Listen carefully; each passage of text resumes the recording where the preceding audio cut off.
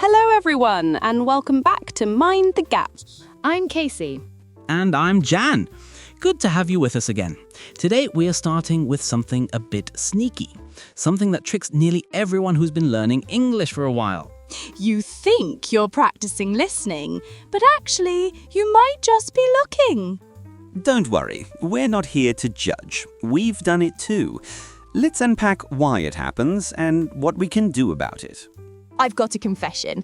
I listen to loads of podcasts on the commute, and I nod along thinking, yep, got it. But the minute I try to explain it to a friend, my words just unravel. It's like my brain understands in silence, but my mouth hasn't received the memo. We've all been there. And it isn't because you're not bright, it's because for years we've been taught to learn with our eyes first.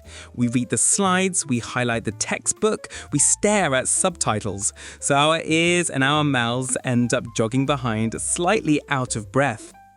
Which is funny, because I'd swear I'm listening. Earbuds in, volume up, whole vibe going. But if I'm honest, I'm mostly reading the captions, or building meaning in my head without ever shaping the sounds. Exactly! So you feel informed, but your speech muscles haven't practiced the moves. It's a bit like watching a dance tutorial on repeat and thinking, I know this, whilst your feet are still glued to the floor. And because I feel fluent in my head, I'm shocked when my mouth panics. The moment I speak, everything gets fuzzy. Rhythm slips, vowels blur, the sentence loses its shape. Because reading is still, but speaking is movement. When learning leans too heavily on the page, your English becomes a photograph, sharp in your mind, static on your tongue. So the real gap isn't knowledge, it's motion. I've collected words like pretty notebooks, but I haven't actually worn them in. That's a lovely way to put it. We file vocabulary neatly, but we don't let it crease. And because it's never creased, it never fits. I notice it most when there's no text to cling to. If someone speaks naturally, no subtitles, normal speed, I'm fine until I try to echo it back. Then my timing is off by half a beat, like clapping slightly late at a gig. Timing matters because English isn't only sounds, it's weight and flow. We stress some syllables, we glide through others. And because you learned by looking, you caught the spelling but missed the swing. So I'm not broken, I'm just out of sync. And it's not that I need fancier words, it's that I need to let my ears lead for once. Yes, and because we were rewarded for tidy reading for so long, we forget that listening and speaking are physical skills. You don't learn to swim from a manual, you learn because water pushes back. Which explains the strange feeling after a long study session. I've read so much, but my voice still sounds borrowed. And that's the heart of it. If the page is your only coach, your voice won't find its center. But the moment sound takes the front seat, your mouth starts learning what your eyes can't teach. Pressure, length, release. So the shift is small but honest. I stop pretending I'm listening when I'm actually just reading. I let the sound sit with me, and I notice it, where it rises, where it softens, where it breathes. Because once you notice, you can begin to follow. And once you follow, you can begin to lead with your own voice. We don't need to rush this, we just need to move from static to alive. All right, I'm with you. Less captions first, more ears first. And if my mouth feels a step behind, that's fine. It's learning to dance. Exactly. We'll ease it in, and we'll make space for sound to do its work. We're not finishing anything here, just opening the door and letting the air in. Right, I've got to ask the obvious one. Is the echo method just shadowing with a cooler name? Good question. Not quite. Shadowing is when you try to keep pace with the speaker, almost at the same time, sometimes half a beat behind. The echo method asks you to do something different. You listen first, you let the sound ring in your head for a breath, and only then do you speak. That tiny pause is the method. So it's listen, let it ring, then repeat. The ring is the secret sauce. Exactly, because when you give the sound that short space, your brain catches its shape, where it's heavy, where it's light, how it moves. If you jump straight into speaking, you usually end up chasing the words and losing the rhythm.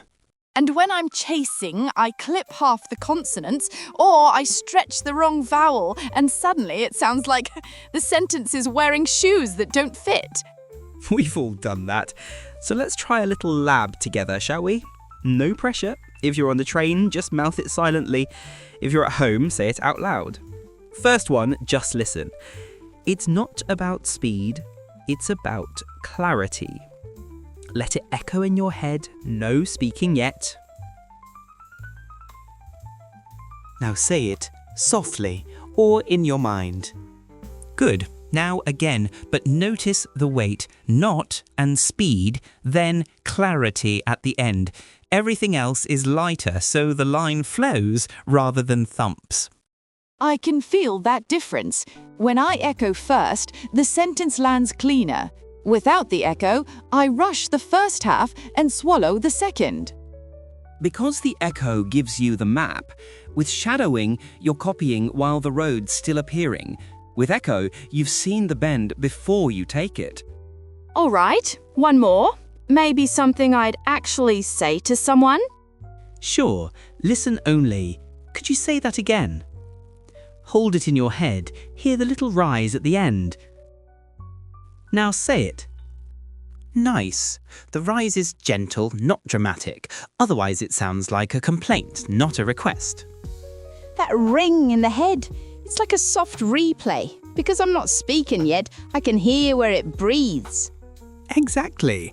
And since you're not busy producing, you've got room to notice the glide. Like how could you almost melts into one sound. We don't need to name the rule, we just catch the feeling. Which is kind of nice. I'm not counting syllables. I'm just letting the line settle before I wear it. Let's do one more. Useful when the sound isn't clear. Listen only. I didn't catch that. Let it echo. Now say it. Good. Keep catch firm and let didn't contract naturally. You're not carving stone, you're shaping air. So the steps are simple, but it doesn't feel robotic. I'm not waiting forever. I'm just giving myself one breath to let the sound sit, then copying the movement, not the letters. That's the essence. Letters live on the page, but English lives in the air. The echo method just lets the air go first. I can see why people mix this up with shadowing, though. Both are listen and repeat things. True, but the order and the feel are different. Shadowing is like running beside a cyclist. Good for rhythm, good for stamina, but you're always chasing.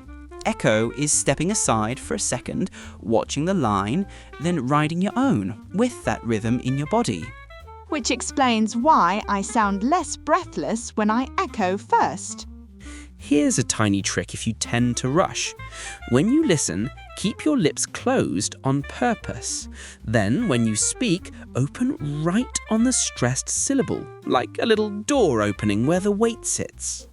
I like that. Lips closed when I'm absorbing, then open where the beat hits. Feels musical without being technical. Exactly, because when you treat it as sound, not a spelling test, you start to own the line instead of borrowing it. So if I'm on a bus right now, I can pick one short line from a show, listen once, let it ring once, say it once. That's it. No drama. Perfect. And if you fancy a second round, do one for shape and another for flow. But keep it short. Do long in the echo fades. You'll just start guessing. Which is when I start sewing the sentence with the wrong thread. Exactly. Keep it short and clean. Think of it as tasting, not feasting. So the echo method isn't a brand new religion, it's just a small shift in timing that changes how I copy a line. Yes, because that single breath gives you permission to notice. And once you notice, your mouth follows with purpose instead of panic. All right then, no more chasing. I'll let it ring first, then speak like I mean it. Hold on to that thought. In a minute, we'll talk about why that tiny pause works, what your brain's actually doing during that echo, and how it rewires your speech. So, why does this little pause help so much? Think of your brain as carrying a tiny recorder. After you hear a line, it quietly plays it back once. Just a soft loop you can catch if you don't rush. Which explains why I do better when I don't jump in. If I'm honest, most of my mistakes aren't about the words. They're about the timing. The rhythm slips first, then everything else follows.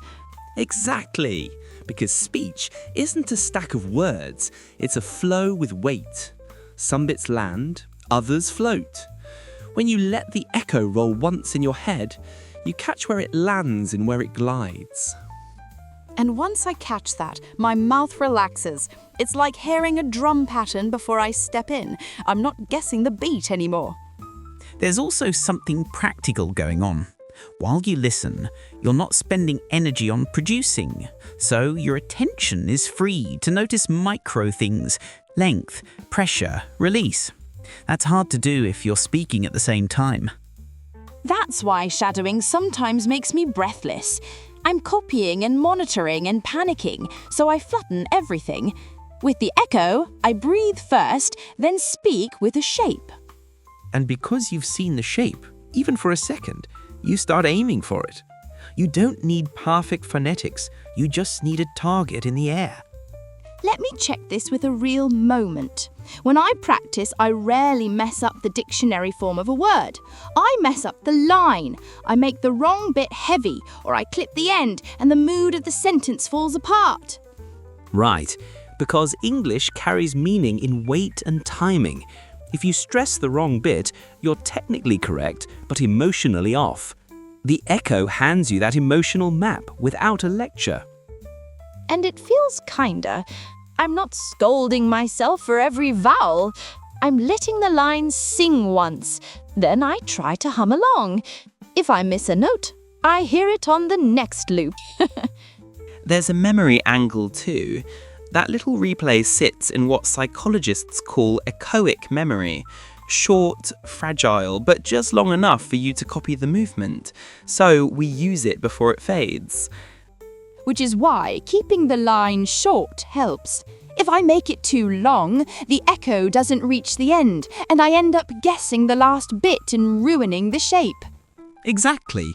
So we start with short lines, not because we're dumbing it down, but because we're training the skill that scales, noticing shape, then following it. And once I've got that, longer lines don't scare me. I hear the main beats, I let them ring, then I fill the rest like water finding its level. There's also the body.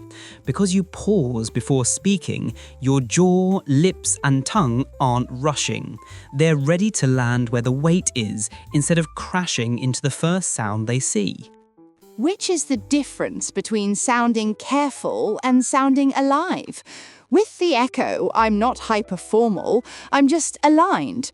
The sentence sits in me before it leaves me. So the principle is simple. Sense first, then sound.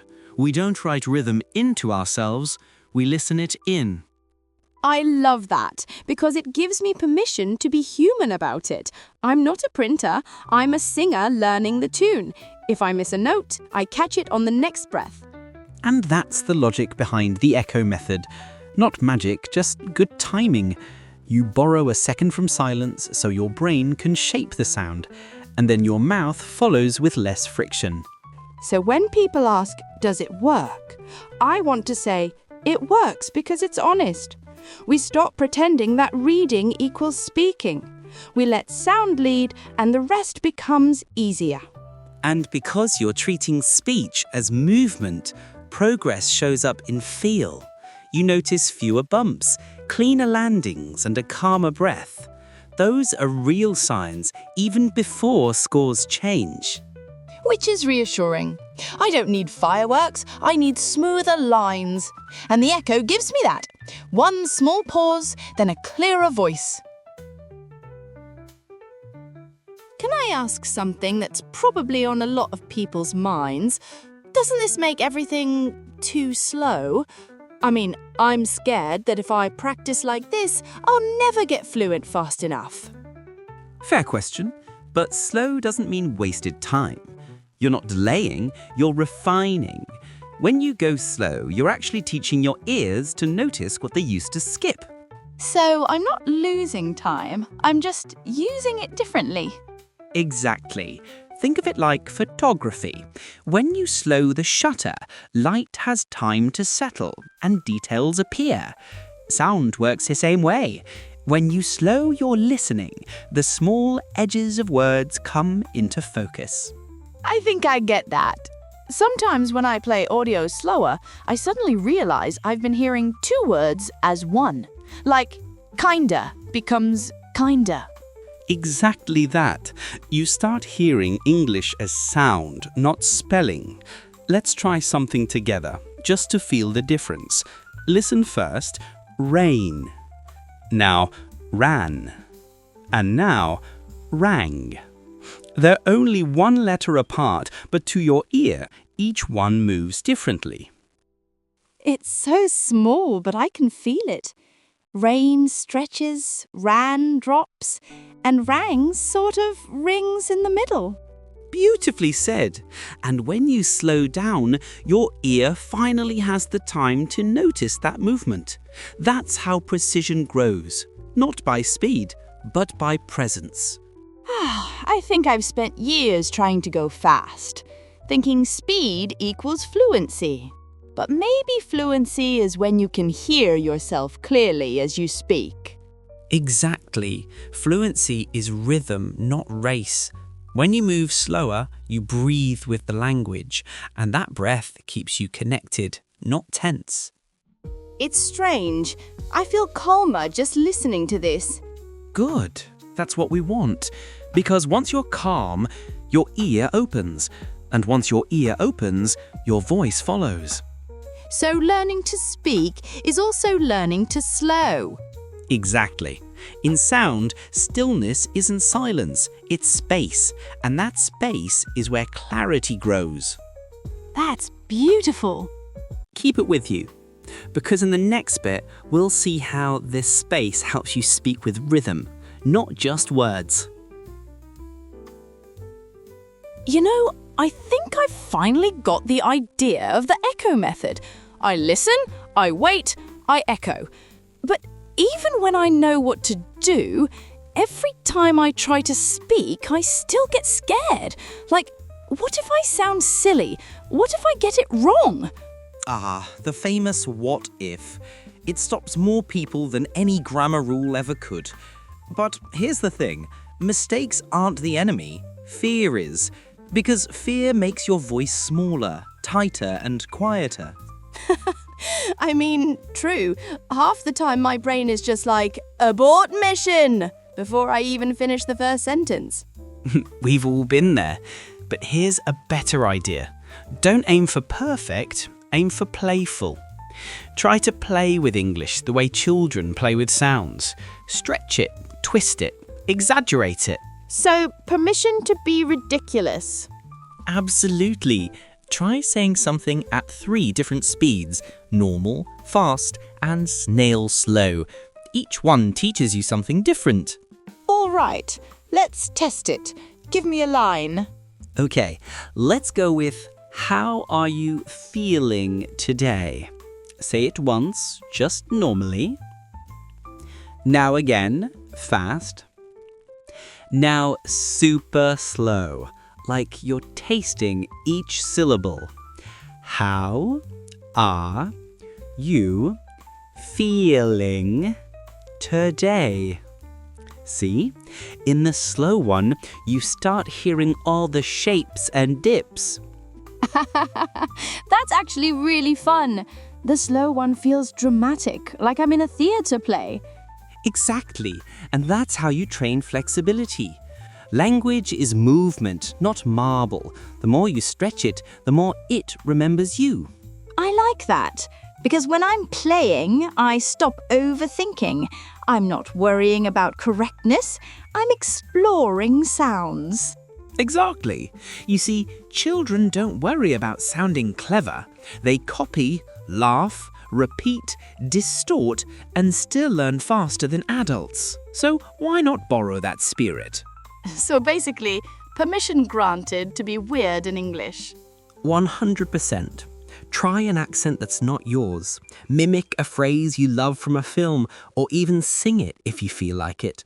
When you exaggerate, your mouth learns range and your ear learns tolerance. That's actually freeing.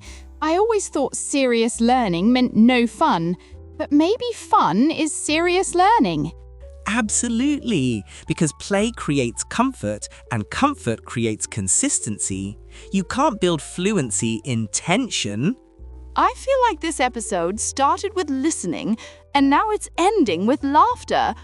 That's exactly how it should end, because language is sound, and sound lives when it's played with. So, shall we? Let's echo it one last time in our heads. Perfect. And if you enjoyed this episode, you know what to do. Subscribe, follow, share it with a friend. We'll be back next weekend with something new. Till then, keep listening, keep echoing, and keep playing. Bye for now! Cheers, everyone. Take care.